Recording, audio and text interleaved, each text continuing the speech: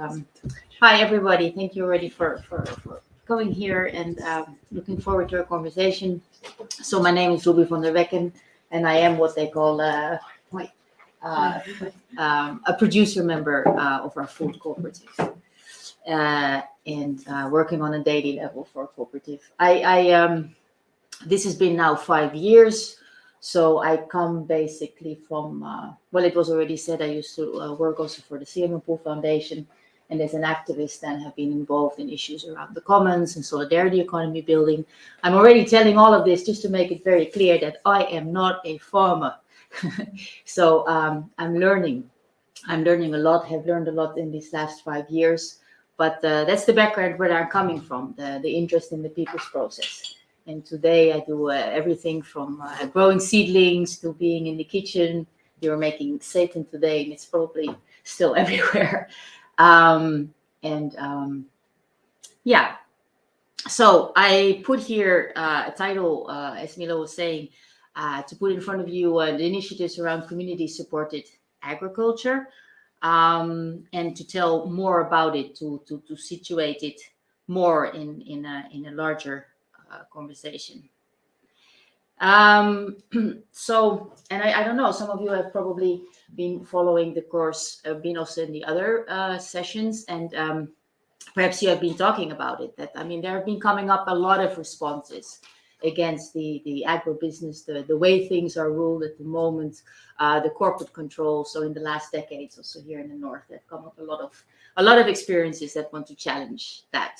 And they're basically all about wanting to build other relations between farmers and consumers, or let's say food members, to create more trust between the producer and the one that are enjoying the food. And of course, also to on the one hand, secure better livelihoods for the farmer, and at the same time also secure better access for people to good food.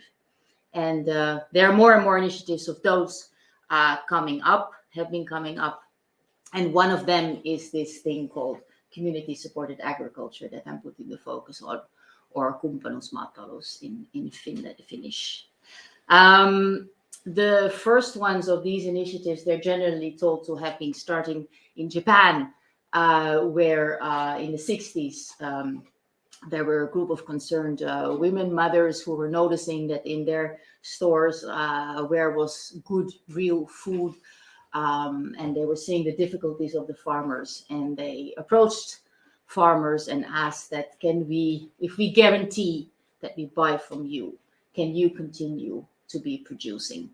And there's a nice name for that, teke.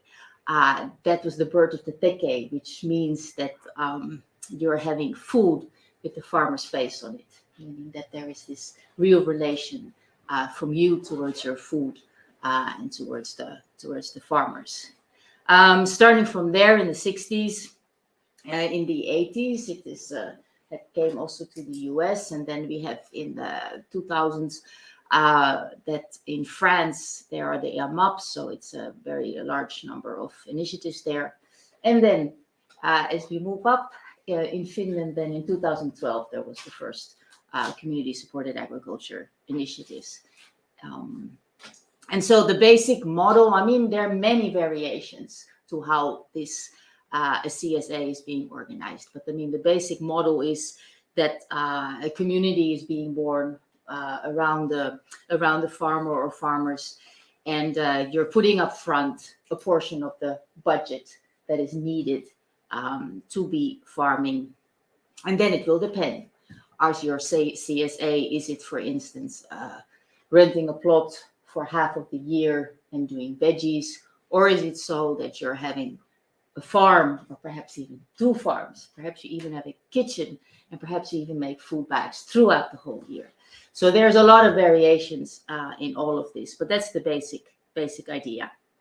And today, Urgency, if you want to know more about these initiatives, Urgency is the international network for, let's say, short circuit and community-supported agriculture initiatives. They have a lot of material on their website. So they are estimated that in Europe, there are today something like 1 million of people who have some relation to a local CSA or a local food producing group. Ruby, can you click the piilota? I was wondering, there must be some piilota here to this thing.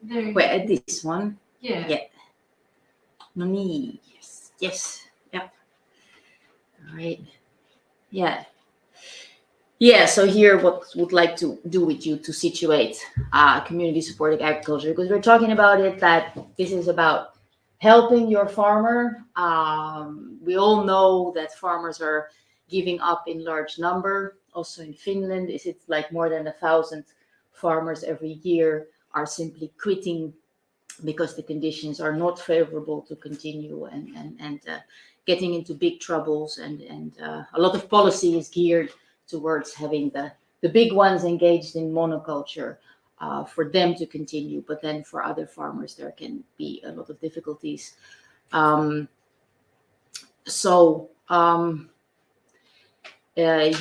to be so helping of farmers, but that is of course important, and that is to be acknowledged, but at the same time it's also good to understand a bit deeper, so what are actually these initiatives standing for, and therefore want to talk of a bit other aspects that this all relates to, and that probably also you earlier in the course have been talking about. So first of all, I want to talk about is that community-supported agriculture has everything to do with struggles for food sovereignty. Beautiful poster there, put up front, Food Sovereignty Now, a poster made up by Via Campesina and other groups. Perhaps Via Campesina is a known movement to you, arguably the largest social movement today in the world, grouping together millions of small farmers, peasant farmers, gatherers, fishers. And so they, in the 90s, when farmers all over in the global south, they were up against the very highly subsidized and overproductive, basically, agriculture in the north, in Europe. They were up against that and seeing their livelihoods being destroyed, seeing the dumping that was happening. And at the time, there was the concept of food security. We were talking about the fact that people should have the right to food. But there needed to come another notion. Which would be putting producers and consumers of food in the center of the whole debate. And they came therefore up with the term food sovereignty. And it's spelled out there. So it's not only about the fact that you have the right to enough food.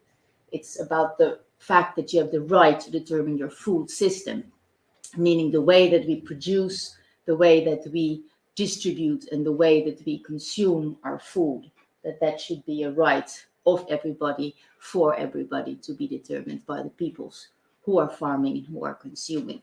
So that was in 1996 that they came forward with that concept at the World Summit at the time.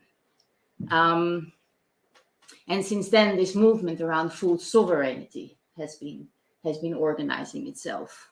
I listed some UN entity there through which the movement has been expanded. There was a very important movement meeting happening in 2007 in Mali, in a village there that was set up for the meetings. Some 500 peasants from different countries, different African countries, but also from Europe, came there to Mali to come up with the first declaration around food sovereignty, setting a global action agenda. From there on came then the Forum for Agroecology, which is very much a notion of agriculture having both social and ecological contents there. Sound agriculture, which was then defined as that is the pathway to which we want to be achieving food sovereignty. And now there are ideas, the movement is gearing up to a next Nieleni Forum in 2023. So there's a lot of animo going around the fact that still also today, food sovereignty is a very important claim to put on the table. Because we go to our supermarkets and we think that we have the illusion of freedom, but in fact, there's very little freedom offered there.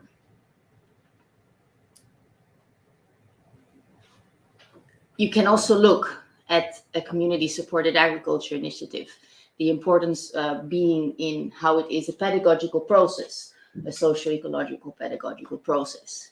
As any kind of people's process, of course, it is about learning and about democracy. I mean, any kind of association, any kind of cooperative, you'll have your moments of mutual learning and democracy. And it happens on different fronts. And in that process, and that is very key to a community-supported agriculture initiative, the whole issue of who is the producer and who is then the consumer, these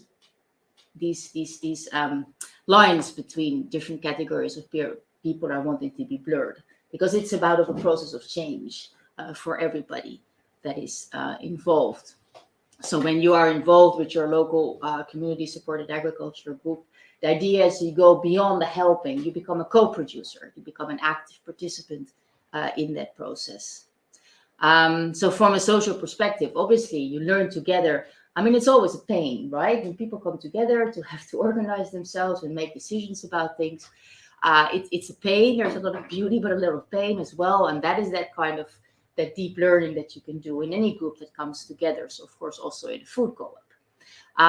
From an economic perspective, you can be learning to draw up your budgets and to see that, how is it that we can achieve what to do, and perhaps even come to different financial instruments to see how you can be fulfilling your budget. I mentioned here that there are interesting things happening around groups wanting to come to fulfill their budgets through anonymous bidding rounds. It's something that has been working quite well in Germany. So people, they know what is the budget for the year, and the members in the cooperatives, they will be asked that, what is it that you want to be putting in? Everybody anonymously will put on the table what it is that they want to contribute to the funding of the budget. The sum will be made at the end of the round. Have we achieved their budget? And if it's not yet achieved, then again, the question will be, we're not yet there. What can you pledge more until they've reached the budget? So you get a situation that people can give from basically what they're able to contribute. And of course, that is a very trust enhancing process. You need a lot of trust for it as well. How do you feel about it that in your group, is it possible that you can work on those kind of principles? At the same time, it also enhances trust. So again, very much of a learning process together around economic issues. And then, of course, from an ecological perspective, there's an enormous amount of learning to be done when you come out to your cooperative, to your initiative. Learning about food, learning about land, learning about nature, learning about local ecosystems. So in that sense, there's a lot of pedagogical learning together to understand what it takes to come to sustainable agriculture, to understand that there's something like a footprint that we talk a lot about, but there's perhaps also something like a handprint. How can we, in a positive way, influence our ecological system? So then at its most progressive form, it's fantastic when you realize that your local food co-op can be a place where actually together we're asking ourselves the question, so what is it we want to achieve? What are our resources for it? How do we think we want to come to it? And to learn to do the maths around it, and that way develop autonomous systems. It's also about an addressing of the urban and rural divide. This was nice. What our farmer of our co-op gave some reflections about, as it was also asked about it, at how to see this. And he was putting to the forefront that actually our global food system has been creating very much of a divide between the urban and the rural. And there's basically pretty much of an anonymity going on, a confrontation going on between urban and rural. So actually, if you want to come to another food system, you need to address also that divide, and you need to come to better cooperations. And that is, of course, also what happens in the community-supported agriculture initiatives. People from the city will be able to be coming out to the rural areas and develop a different relation there.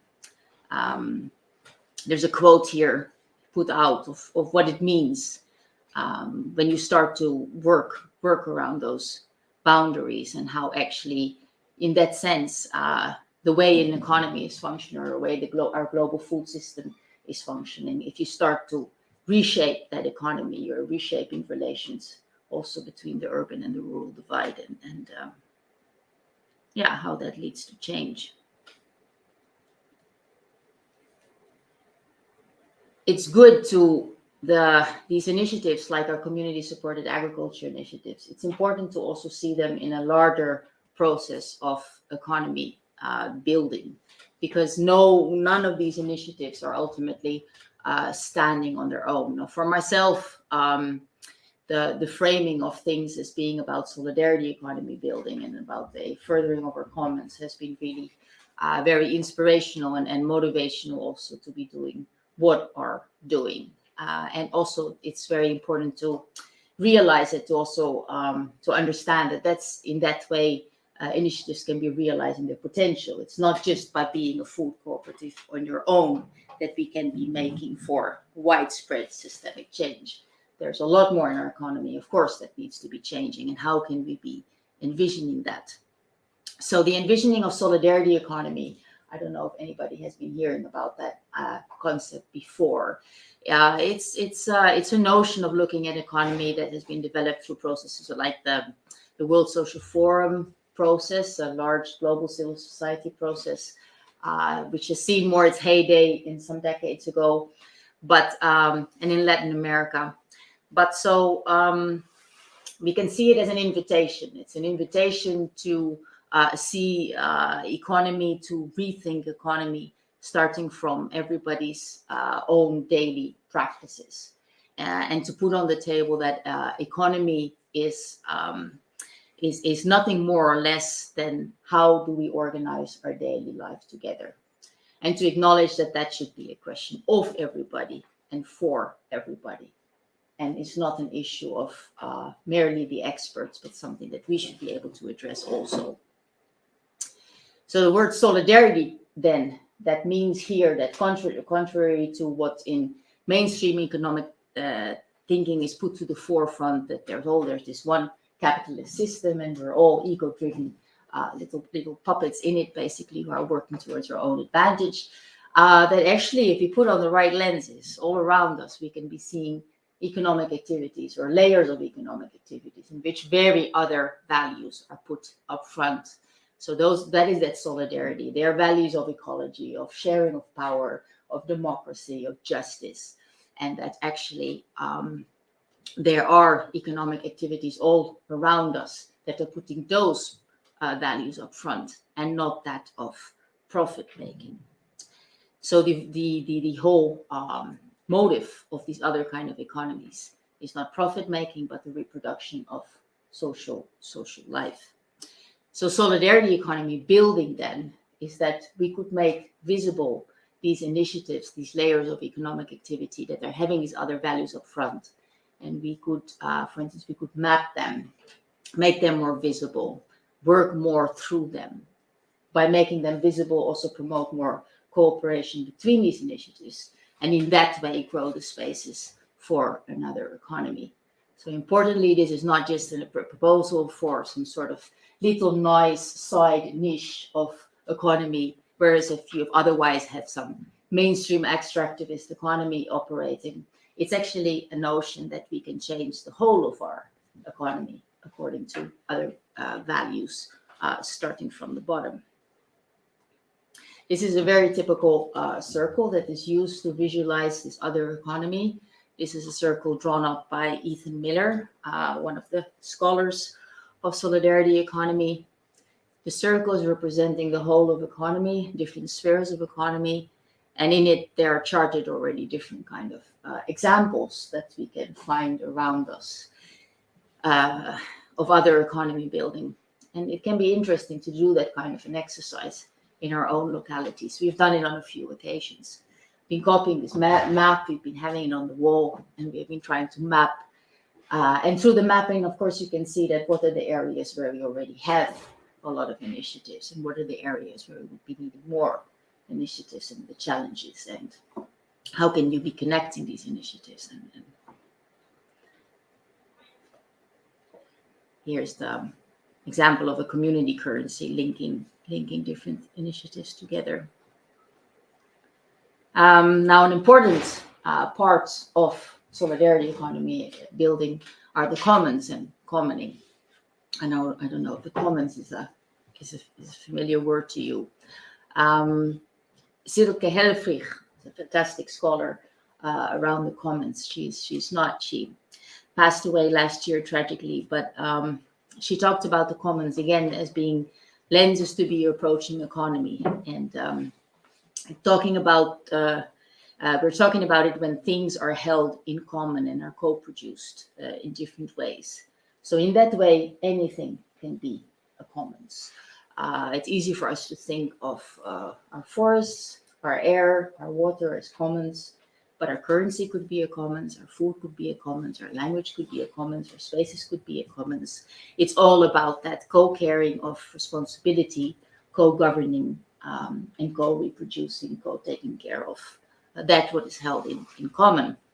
And importantly, it's a verb, commoning. There is no commons without commoning around it, which is what Peter Leinbau, who I quote there, said.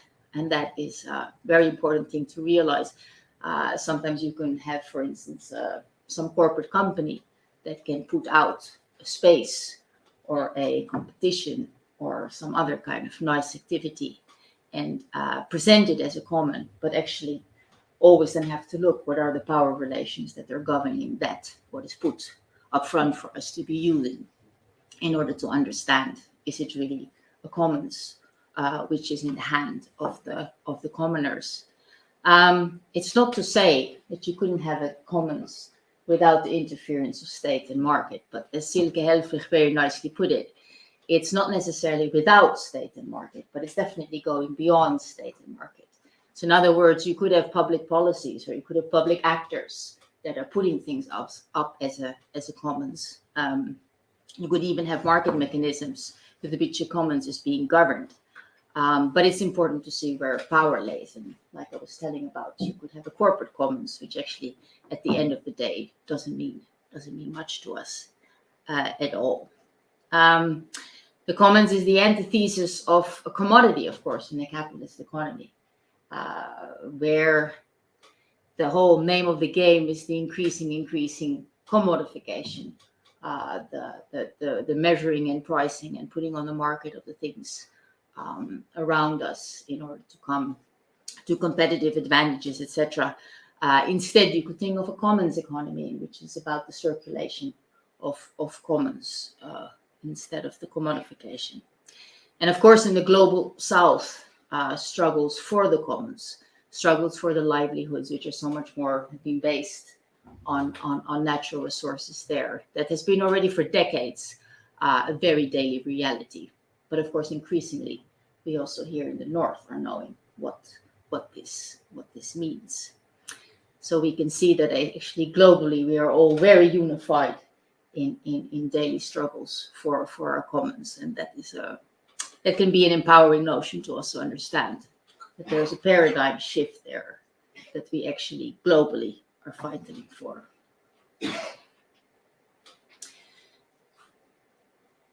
So yeah, I've for myself, it's been inspirational or inspiring to understand that are talking about this building of solidarity economy, this developing of a solidarity economy, and was talking about the fact of making our alternatives visible, working more through them, trying to make them link more together. And in that process, actually, we are making for more commons and commoning, that paradigm shift away from things being a commodity. When your food co-op can link up with your currency, an alternative currency, with your energy co-op, you can be increasing things being in the hands of people and being governed to other values than the business as usual. So there's this paradigm shift thinking that community-supported agriculture should be seen as being a part of that whole. That other slide was about a platform that we have been having that has been wanting to take conversations around the commons forward also in Finland. Importantly, talking about our initiatives and the issue of food as a commons, like the commons paradigm shift that I've been putting up front. This is also about fundamental change. It's about systemic change.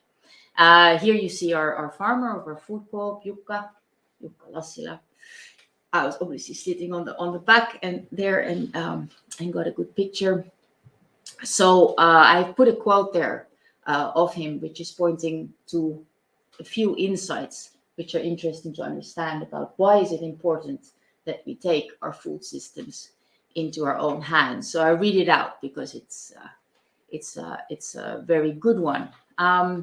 Food is, first of all, what joins all of us, and in whose hands the control of our food system is, including, of course, water. In those hands, the control of society lies.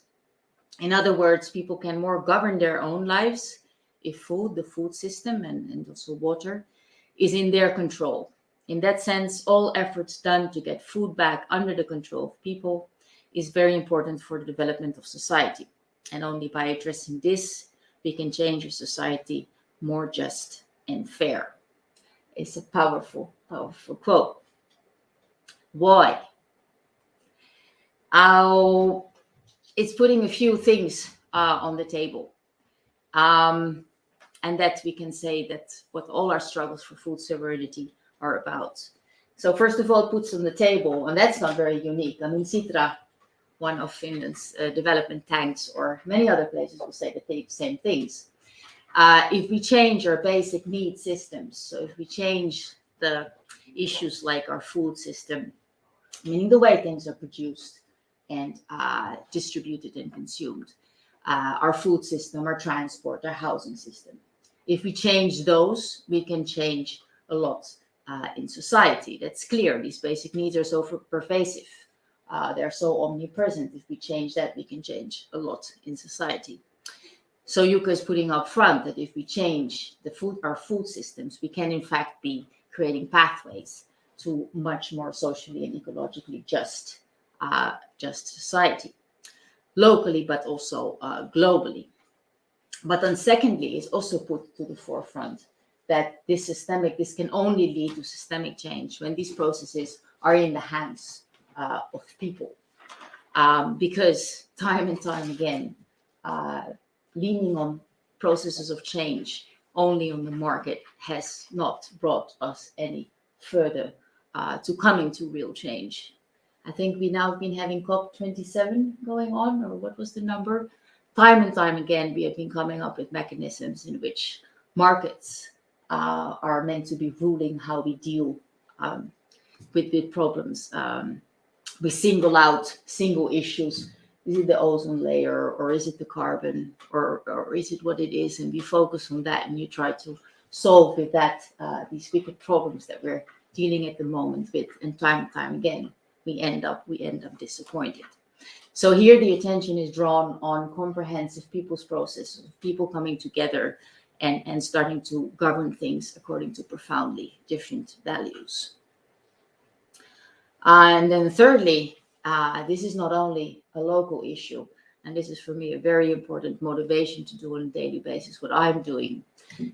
You've come to realize that if we want to believe that people elsewhere should be able to be sovereign, to have food sovereignty in the global south, it means one thing. It means that also we need to take up our food sovereignty, because there can be no sovereignty elsewhere if we don't take our sovereignty, because we are so fundamentally interdependent in these issues.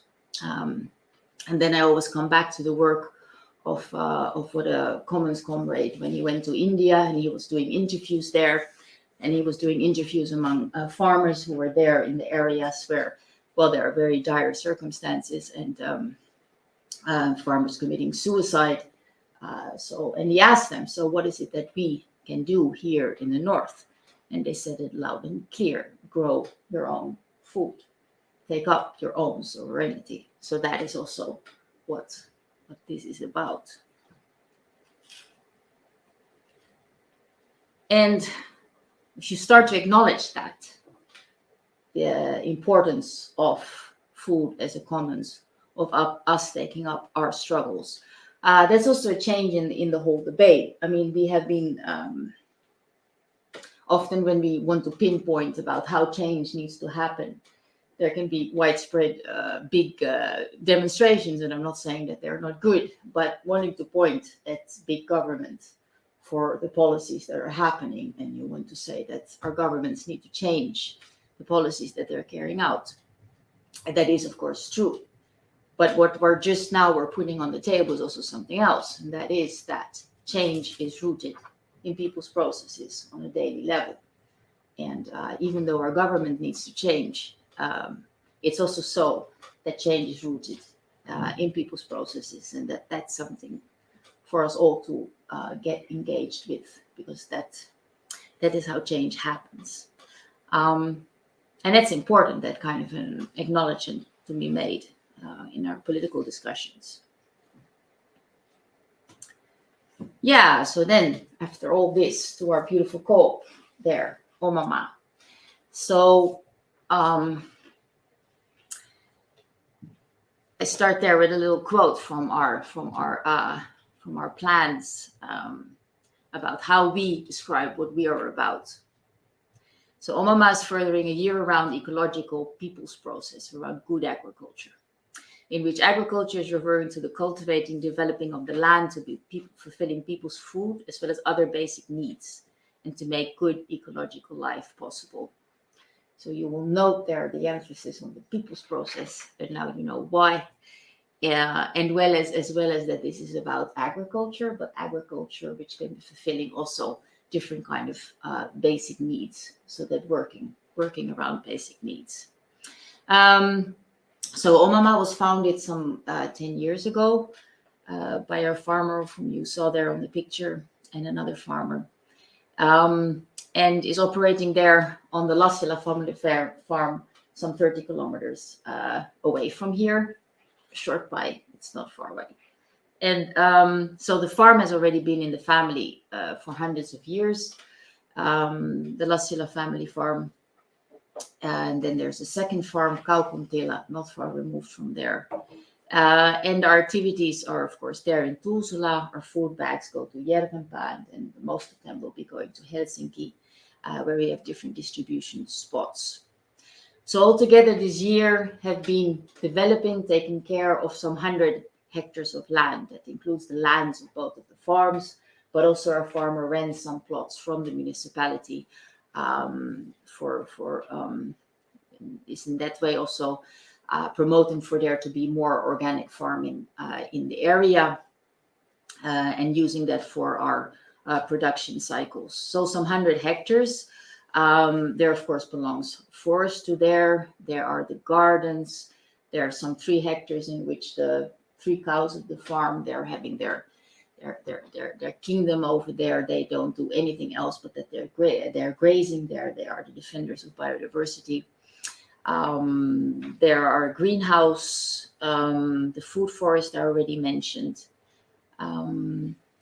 So that is where the process starts with, that first we are caring for the land, and then we are seeing which are eating. It's fascinating to talk with a farmer who will be telling that we'll be looking at like what happened with the land some 100 years ago, to understand that what is it that you grow today, to be understanding how your land will be well 100 years from now.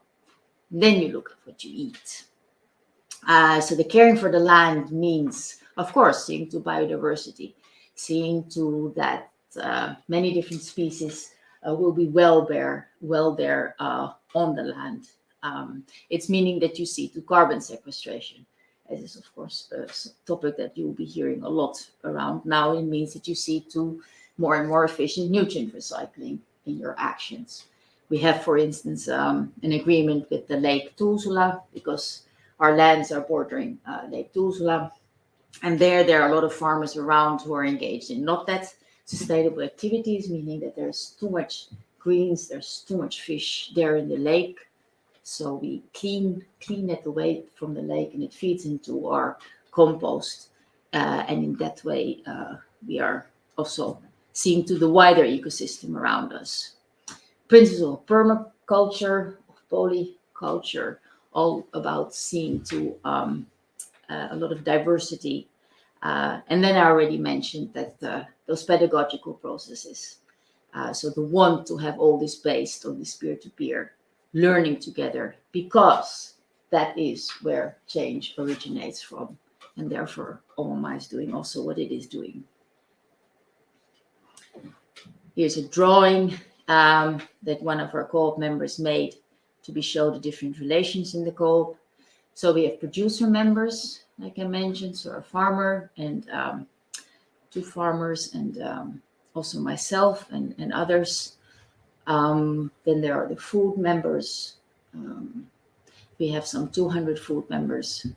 And then this year we also developed the role of investor.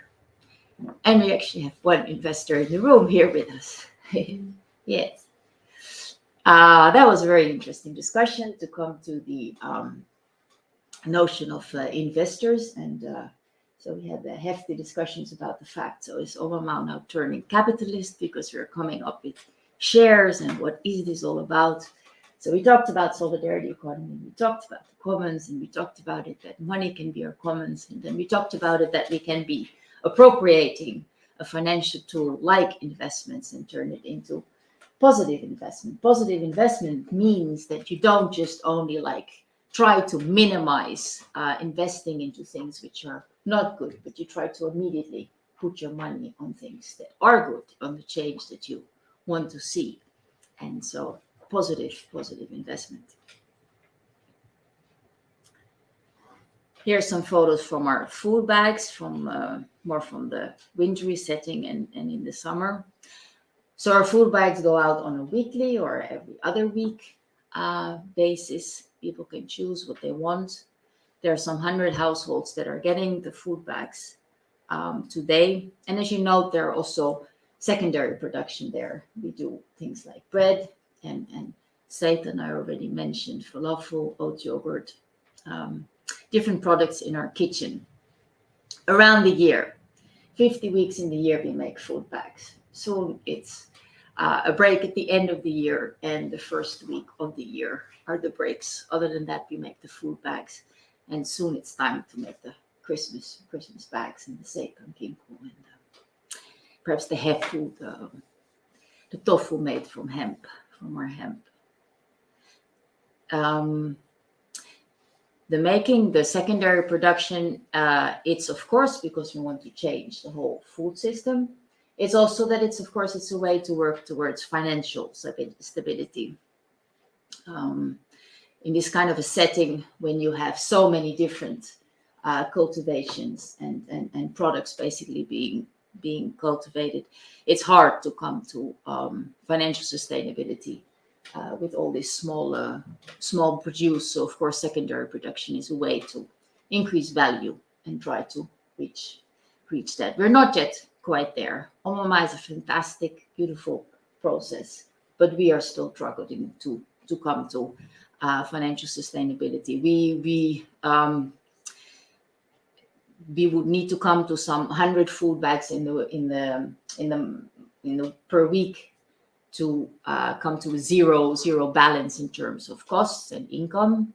I have here the 100 households, but that's basically, it's some 80 food bags in the week. Because of the way they are shared, it's some 100 households, but the number is 80. 100 would be break even. 200 would be the capacity that our farms could be catering to. There's a lot of room for more people to join us and for us to grow in the good sense. One bag for everybody. There are many different reasons for that. It's about the fact that it's not about picking your raisins. For instance, you like the falafel, you like the bread, you don't like your oat pearls, or you don't like your this, you don't like your that. It's about all of us learning that you want to eat this, you have to understand it's part of an ecosystem, and we need to learn to eat all of it. We need to understand what it is to farm all of it, to come to a carbon print which can be negative. And it is about changing our food cultures. It is about spending more time in the kitchen together. And it also has to do with, of course, a democratization of work. What are the members of the co-op that will be in the kitchen to cook when you perhaps don't want to be spending your time, but how far do those dynamics go? And of course, we're also constantly developing our bags, but the notion is one food bag for everybody to learn how to use that. Yeah, and then we engage in a quite a large diversity of activities. People can be coming out to the farm for different visits to do different things together and use the space in different ways. Farms are fantastic places. I've come to understand they can bring people together for different beautiful things. And as that, there's also many things, many plans that we are having. And one of the first close by plans, the next thing that we're having is on the 10th of December. If anybody of you would be interested to come over for dinner in our membership space there on Kaarlenkatto.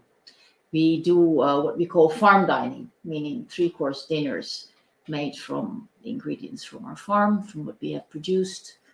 And during the evening, we tell more about the co-op, about the things that we're doing. And of course, we enjoyed the meal together. Very sweet evenings. For us, it's kind of like a bit of the crowning in the process of the things that we're doing. And so you would be welcome for that one. Yes, I think I'm at the end of my story.